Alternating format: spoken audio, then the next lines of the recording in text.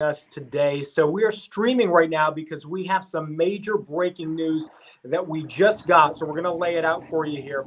And we're actually going to wait just a minute or so as more people gather and more people begin to watch. But I've got Brian Entin in Miami for us in Mar-a-Lago. He's actually going to be a crucial part of this because he's been on this story as well over the last 48 hours or so.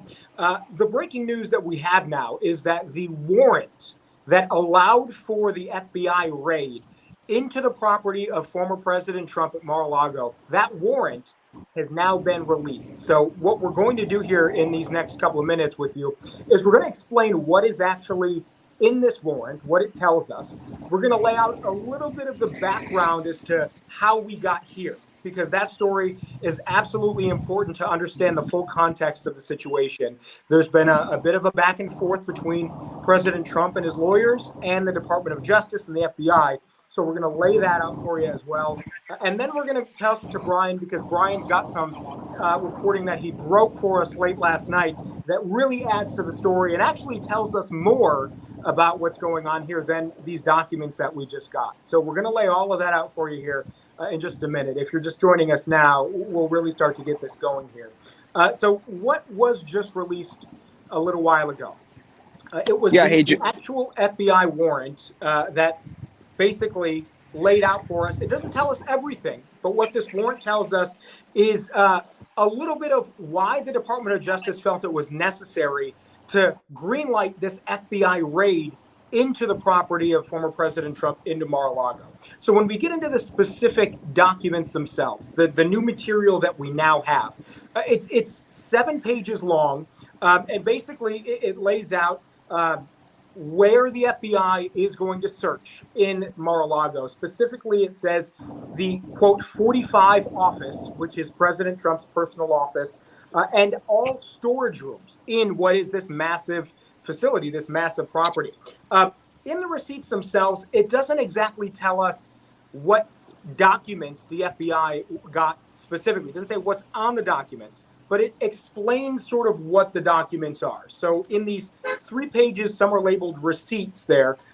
It's got miscellaneous, quote, secret documents that the FBI was after.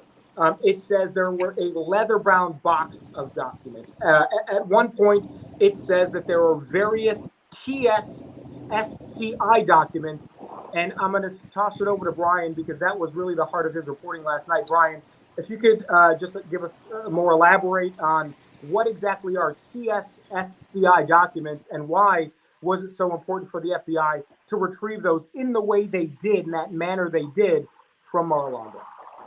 Yeah, Joe. So those documents are basically the highest level of top security documents. So they are things that are not supposed to be out in the open, obviously. Actually, when officials review those kinds of documents, many times they're supposed to be in an isolated special room where cell phones aren't allowed, where cameras aren't allowed, where you can look at the documents and you have to leave the documents in that room before they go back into a secure facility. So that's why the FBI was so concerned apparently about those specific kinds of documents. But you were going through the list. I mean, it's interesting. We were all like waiting all day to get this search warrant, and as kind of anticipated, it's not really that detailed, obviously, because of the nature of the documents being top secret. They're not going to release exactly what's in the documents. So it was somewhat underwhelming. We didn't get a lot of specifics, but you were just going through it. 20 boxes, 4 sets of top secret documents. I was just kind of tallying this out. 3 sets of secret documents, 3 sets of confidential documents, photos, handwritten notes.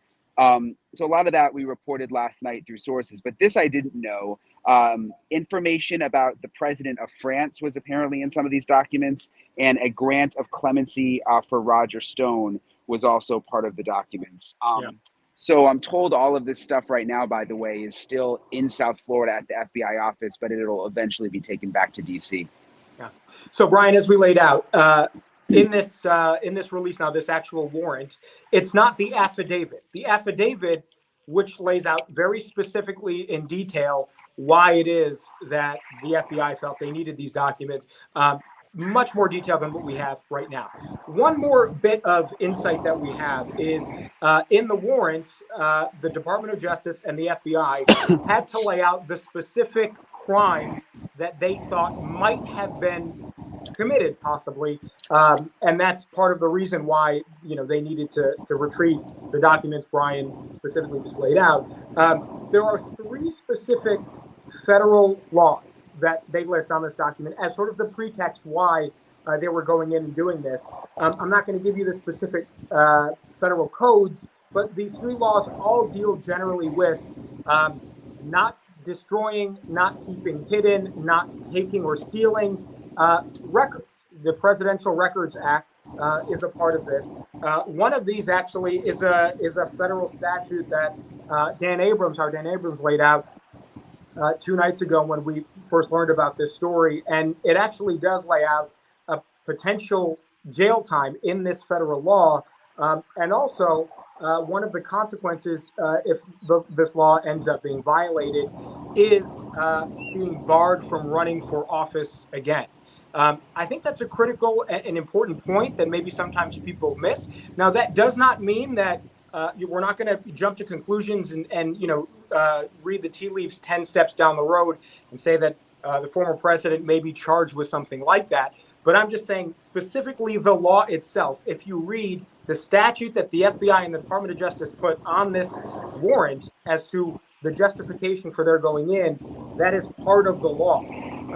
Brian, you also in your reporting specifically talked about the rooms that they were going in to search. And I think you highlighted 2 specific ones. In this warrant, it lays out that this place is massive. I think upwards of 50 bathrooms and a number of different, it's an entire compound, basically. What did you find out specifically about where the FBI was targeting? And if you do have insight as to, why they were looking in those specific places. Yeah, so my sources say that they were targeting the personal residence of former President Trump, that they searched the entire residence, including Melania's closet, which is something Trump put out yesterday. But they only found the confidential documents, the secret documents, in 2 places. The first place was in President Trump's office, which is in an old bridal suite, and it's above the ballroom. And the second place I'm told they found some of these secret documents is in a storage room that is off of the pool here at Mar-a-Lago. There's an interior hallway, and then there's several storage rooms. And in one of those storage rooms, they found boxes lining the walls, and that is the room where they found more of the secret documents. That's also the room that former President Trump has been talking about in his statements, saying that back in June, when the FBI showed up, they required him to put an additional lock on the door. That's that same storage room where they ended up finding secret documents, according to my sources. Yeah, and interesting. And so definitely before we go, I think, because we promised at the beginning, we'd give you a little bit of context and background here. The background of the situation is most of us found out about this raid when former President Trump himself put it out and sent this message saying that there are FBI agents now raiding my Mar-a-Lago home. That's really when all of us in the media got confirmation that this was happening.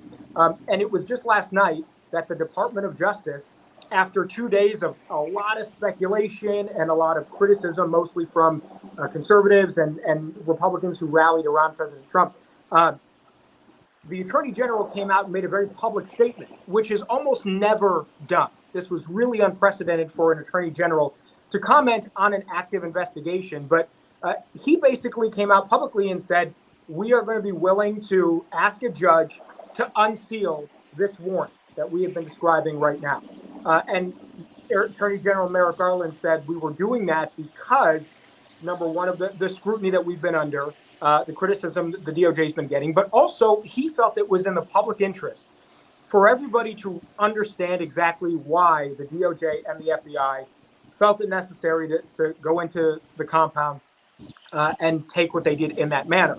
He also said it's typical the Department of Justice and the FBI try to find lesser intrusive means. In other words, they don't like sending in the FBI to raid a place as option number one. Usually there are other options first And if those don't work, if you don't get what you're looking for, then you resort to what is the raid. That was from the Attorney General last night.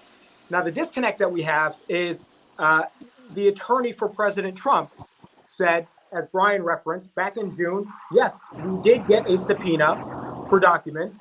We were cooperating with the Justice Department, with the FBI, and they didn't necessarily need to initiate this raid. We would have given them whatever they asked for. President Trump himself reiterated that just a couple of hours ago on Truth Social, posting that the FBI could have just asked for documents. So there is a disconnect because we're hearing two different things from two different sides, and we don't exactly have the full picture yet. So that may come out later on. But this is certainly a step in that direction. And I think this is at least giving us an overview, if not detailed documents. It gives us an overview of what these documents are. As Brian laid out, some of the top secret, highest level top secret documents that were in the classified, in the world of classified documents, the absolute highest level.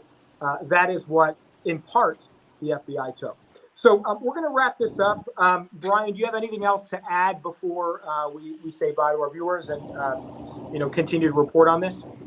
No, I would just kind of build off what you said. There's still a lot we don't know. I mean, some of this doesn't make sense at this point because there's missing puzzle pieces. Like if the FBI was here in June and asked him to put a lock on that door and saw the boxes, and there's been this continued dialogue back and forth, what was the need for the search warrant? We still don't really know the answer to that. We also don't know exactly what the classified documents are, the nature of them. How serious are they? Are they things that, really relate to national security? We know they're the highest level, but we don't know exactly what they are. So I would just, make that point that there's still a lot of missing pieces here into what led up to all of this. Yeah, that's a good point. And here at NewsNation, we pride ourselves on not taking a political side, and you've certainly seen media on the left almost cheering or praising a raid, and you've seen media on the right criticizing the FBI without having a lot of information as to why what was happening was happening.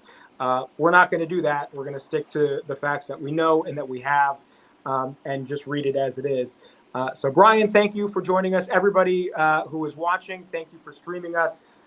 Keep locking into NewsNation for this story, because we're going to be on top of it from Florida and from Washington and from every angle we possibly can. Thanks for joining us now, and watch us tonight for NewsNation Prime and all the shows afterwards on the TV. We'll see you.